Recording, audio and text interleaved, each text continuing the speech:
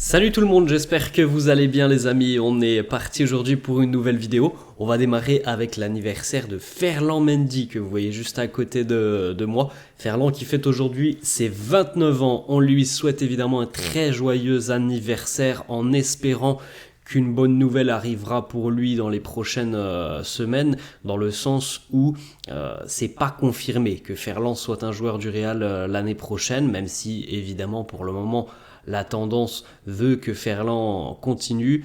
Il y a déjà eu plusieurs informations qui sont sorties déjà depuis quelques semaines maintenant et qui annonçaient que si une offre intéressante arrivait, eh bien le Real écouterait cette offre. Donc espérons pour lui qu'une bonne nouvelle arrivera. Peut-être qu'il y aura aussi de nouvelles discussions en ce qui concerne une prolongation de contrat.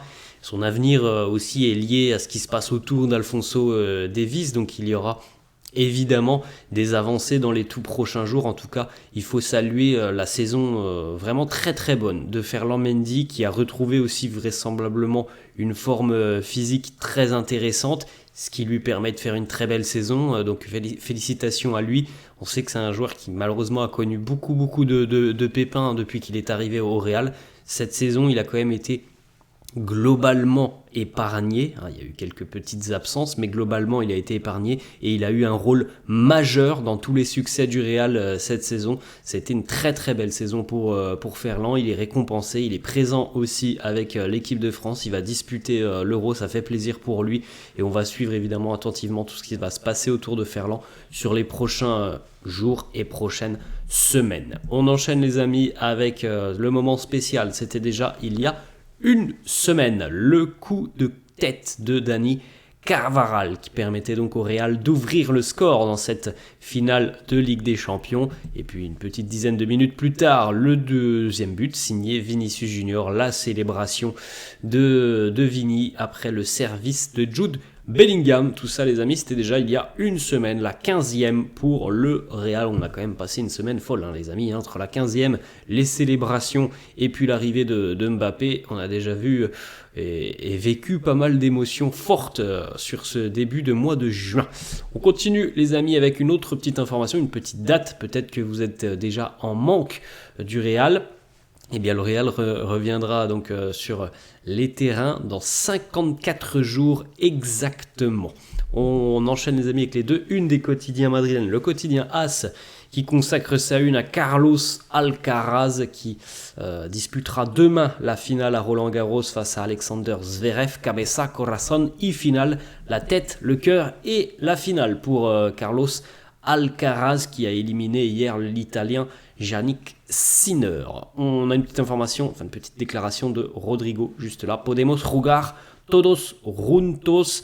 Ça concerne Carlo Ancelotti qui aura la lourde tâche l'année prochaine de créer la meilleure alchimie possible, notamment sur le front de l'attaque madrilène pour tenter de mettre les joueurs dans les meilleures dispositions, même si on sait très bien, on le sait déjà les amis, que certains joueurs ne joueront pas forcément au poste qu'ils souhaitent, parce que tout le monde ne pourra pas jouer à gauche par exemple, c'est comme ça, mais en tout cas Carlo on l'a vu notamment cette année avec l'utilisation de Bellingham, il a réussi à tirer le meilleur de Jude dans une position qui n'était pas forcément celle que Jude connaissait depuis le début de sa carrière, et pourtant Carlo a réussi à trouver donc la bonne formule, et bien on espère que ce sera la même chose l'année prochaine avec tout ce beau monde dans le secteur offensif. La une du quotidien Marca aussi, encore une fois, c'est Carlos Alcaraz, bestial Alcaraz, victoire hier 3-7-2, donc en 5-7 pour Alcaraz face à l'Italien Jannik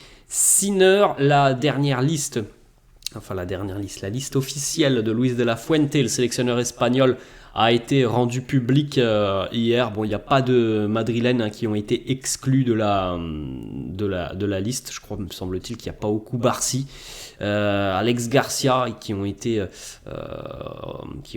exclus de la liste finale pour l'Euro. On a une petite information aussi qui concerne Kylian Mbappé. On regardera un petit peu cette déclaration de Carlo Ancelotti par rapport à l'arrivée de Mbappé et ce qui se dit un petit peu dans le vestiaire du Real à l'heure actuelle autour de cette arrivée de Mbappé. Les joueurs espagnols qui sont donc retenus pour l'Euro, Dani Carvajal, son beau-frère Rossellou et Nacho vont donc bel et bien participer à l'Euro. Les 3 joueurs qui ont été exclus hier et qui au final vont rester à quai, c'est Pau Cubarsí, le jeune défenseur catalan, Marcos Llorente et Alex Garcia. Félicitations aussi à Andriy Lunin qui lui aussi participera à l'Euro. La liste définitive de l'Ukraine est tombée hier. Évidemment, Lunin est bel et bien présent. On continue les amis avec Brahim Diaz qui était titulaire hier avec le Maroc qui affrontait la Zambie. Le Maroc qui participait hier à un match évidemment important puisque il n'y a pas de CAN, mais comme nous en Europe on va avoir l'Euro, au Brésil ils auront la Copa, il n'y a pas la CAN en Afrique, mais en revanche on joue des matchs importants puisque ce sont des matchs éliminatoires, enfin des matchs de qualification au prochain mondial. Le Maroc s'est imposé 2-1 face à la Zambie. Petite photo très sympa, Brahim Diaz avec Achraf Hakimi, deux madrilène dans le sang et dans le cœur. Achraf peut-être il reviendra un jour du côté de Madrid, on ne sait pas. À noter que Brahim d'ailleurs a délivré une passe décisive hier pour le jeune Elias Benseguir. Le Maroc s'est imposé donc 2-1. On continue, l'Allemagne qui s'est imposée aussi hier. L'Allemagne qui a gagné notamment 3 de ses 7 derniers matchs. Les 3 matchs remportés par les Allemands, à chaque fois Toni Kroos a joué dans ces 3 matchs. Il est vrai qu'il a apporté, depuis son retour, donc il a apporté quand même une sérénité au milieu de terrain, une force que l'on lui connaît déjà du côté de Madrid, et j'ai l'impression que ça fait beaucoup de bien à la sélection allemande. Ce retour de Toni Kroos pour la dernière grande compétition de sa carrière, donc l'Euro, avec son pays chez lui, à la maison. Je trouve sincèrement qu'il apporte une stabilité colossale au milieu de terrain. Et c'est aussi ce qui manquait à l'Allemagne déjà depuis 2 ans, voire même un petit peu plus. L'Allemagne qui a beaucoup de problèmes d'équilibre, qui encaissait énormément de buts, qui avait des résultats vraiment très moyens, pour ne pas dire mauvais. Eh bien là, le retour de Kroos fait beaucoup de bien. Alors après, évidemment, tout ça, les amis, c'est à confirmer sur la compétition qui démarrera dans moins d'une semaine, puisque vendredi prochain, l'Allemagne affrontera l'Écosse pour le match d'ouverture de l'Euro. On enchaîne, les amis, avec les stats de Kroos hier. Victoire de l'Allemagne 2-1 face à la Grèce, même si il y a eu un but en toute fin de rencontre pour les Allemands. Il y a quand même une victoire. C'est lui qui a créé le plus d'occasions dans cette de rencontre. Le plus de passes, évidemment, réussi. Ça, c'est du classique pour Kroos. Le plus de tacles dans cette rencontre. Le plus de duels remportés dans cette rencontre. Voilà, c'est du Toni Kroos et c'est ce qui peut apporter à cette sélection allemande qui avait besoin d'un retour de Kroos. Je pense que ça fait beaucoup de bien pour la Mannschaft. Toni Kroos qui porte aussi des maillots rétro de la sélection allemande. Ils sont plutôt très sympas, les anciens maillots de la sélection allemande. Petite photo aussi pour Jérémy De Leon, le jeune madrilène qui a réalisé ses débuts avec sa sélection, la sélection de Porto Rico. Voilà, Jérémy De Leon, première fois qu'il porte le maillot de la sélection de Porto Rico. On continue les amis, Luka Modric, préparation pour Luka. Il va y avoir une belle rencontre amicale aujourd'hui entre la Croatie de Luka et notamment le Portugal de Cristiano et autres consorts. Ça nous promet une belle affiche aujourd'hui en amical. On continue les amis avec 2-3 petites déclats, 2-3 petites informations. Premièrement, Hendrik qui nous parle de Mbappé, il nous dit Mbappé c'est le meilleur joueur sur FIFA, je ne l'enlève jamais de mon équipe FUT, c'est un rêve devenu réalité de jouer avec lui, c'est quelque chose d'incroyable, je suis tellement heureux. Autre déclat d'Hendrik qui nous dit j'espère que mon histoire au Real sera merveilleuse et que j'y resterai toute ma vie. Mais on lui souhaite, en tout cas il arrive avec un statut déjà quand même assez important pour un jeune joueur de même pas 18 ans, il va bientôt avoir 18 ans les amis, mais c'est assez dingue de se dire qu'il arrive déjà avec un statut de crack, malgré qu'il n'ait jamais joué en Europe. Il connaît déjà la sélection brésilienne. Du côté du Real, ça fait 2 ans que l'on a déjà définitivement scellé cette arrivée de Hendrik Alors évidemment, on parle beaucoup de Mbappé depuis des années, mais encore plus là depuis que c'est officiel. Mais quand on y repense, les amis, calmement, Hendrick, il arrive quand même avec des qualités visiblement qui semblent exceptionnelles. Et on se dit que du côté du Real, on est tous aussi très impatients de voir ce que ça peut donner sur ce que ça peut donner sur le terrain. On en parle quasiment tous les jours, les amis, de cette ligne d'attaque la saison prochaine où il y aura des déçus, il y en aura qui seront sur le banc. Mais franchement, les amis, on a tous vraiment très envie de découvrir un peu ce que ça peut donner Hendrick du côté de Madrid. Et il est vrai qu'il y a quand même un gros casse-tête pour Carlo, pour déterminer quelles seront les meilleures options, quel sera le schéma idéal. Franchement, c'est quand même super excitant ce qui se profile du côté de Madrid la saison prochaine. Autre petite déclat de Hendrick sur Mbappé, il nous dit que c'est un joueur différent. Il a toujours marqué beaucoup de buts pour son club, pour son pays. Il a beaucoup marqué sur 2 Coupes du Monde. L'avoir avec Vinicius dans la même équipe, c'est quelque chose d'incroyable. Mais je sais aussi que ça va me demander beaucoup de travail pour continuer à progresser et surtout tenter d'être à peu près sur le même niveau que ce genre de joueur. On enchaîne les amis avec une déclaration de R9, la légende brésilienne, qui nous parle de Vinicius. Il nous dit « Vini, il mérite le ballon d'or. Il a été spectaculaire en Ligue des Champions et en Liga. » On en a déjà parlé les amis et je pense que oui, Vinicius est le grand favori pour le prochain ballon d'or. Ronaldo qui nous dit Vini est à l'heure actuelle le meilleur joueur au monde et de loin. C'est pas le joueur qui marque le plus, Vinicius, mais en tout cas c'est le joueur qui a été décisif le plus régulièrement et dans des moments importants. C'est lui qui a permis aussi au Real de remporter des trophées.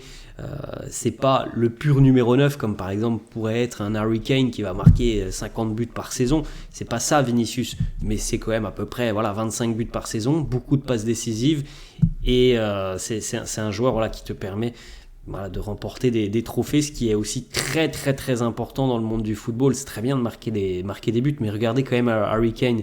Harry Kane, il a jamais remporté un trophée dans sa carrière. C'est quand même dingue de se dire qu'un attaquant comme ça n'a jamais remporté un trophée dans sa carrière. Vinicius, lui, il marque peut-être un petit peu moins que d'autres, mais en tout cas, il permet de gagner des matchs qui sont importants. Il marque des buts dans des matchs importants, comme des finales de Ligue des Champions. Ça lui est déjà arrivé à 2 reprises. Donc oui, évidemment que Vini, à l'heure actuelle, c'est le meilleur joueur au monde. Petite déclaration de Wilfried Mbappé, le papa de Kylian, qui nous parle de son fils. Il nous dit « Quand Kylian ne joue pas au foot, il regarde du foot. Il joue au foot, il mange, dort et respire football, c'est toute sa vie. » On continue les amis avec une petite déclaration de Zidane sur Mbappé. Il nous dit « Kylian est à Madrid maintenant.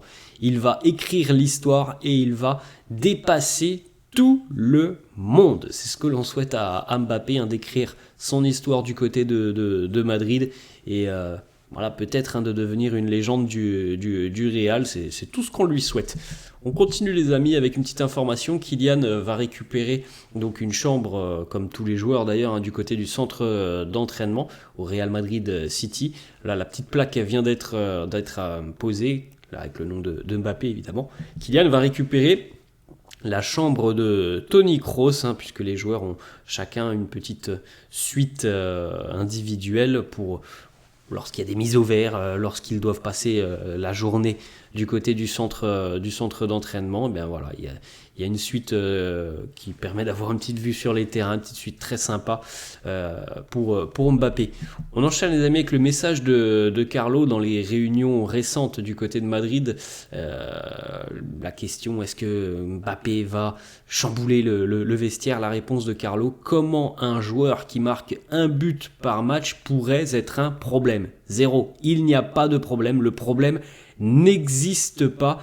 Le coach du Real, les leaders du Real n'ont absolument aucun doute que Kylian va très bien s'acclimater à sa nouvelle équipe, à son nouveau vestiaire.